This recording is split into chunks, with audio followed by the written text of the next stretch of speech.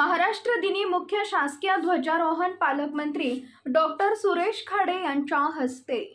महाराष्ट्र राज्याचा 65वा स्थापना दिनाचा ध्वजारोहणाचा मुख्य शासकीय समारंभ सांगलीच्या पोलीस परेड ग्राउंड इथे कामगार मंत्री तथा सांगली जिल्ह्याचे पालकमंत्री डॉक्टर सुरेश भाऊ खाडे यांच्या हस्ते संपन्न झाला।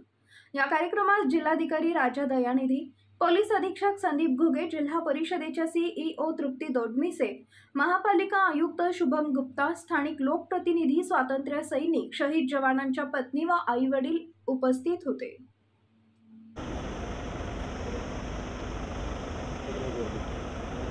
आज सांगली पोलीस परेड ग्राउंडवरती महाराष्ट्र दिनाच्या आणि कामगार दिनाच्या फ्लॅग रोहरणच्या कार्यक्रमाच्या निमित्तानं इथं जमलेले सर्व वरिष्ठ पदाधिकारी, वरिष्ठ अधिकारी, आपण सर्व पत्रकार लोक, त्यांचं मी ह्या महाराष्ट्र दिनानिमित्त आणि कामगार दिनानिमित्त सगळ्यांचं स्वागत करतो।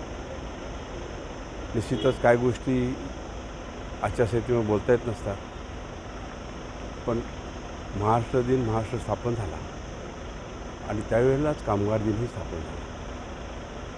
त्यानंतरची महाराष्ट्राची प्रगती चांगल्यापैकी आणि कामगारांनाही चांगले दिवस, चांगल्या सुखसोयी उपलब्ध करून देण्याचा प्रयत्न आम्ही केला। आम्ही पुढेही करत राहू। परत एकदा महाराष्ट्र दिनाच्या आणि कामगार दिनाच्या सर्व सांगली जिल्ह्याच्या सर्व नागरिकांना, जनतेला, माता बहिणींना, वडीलधाऱ्यांना सगळ्यांना माझ्या शुभेच्छा।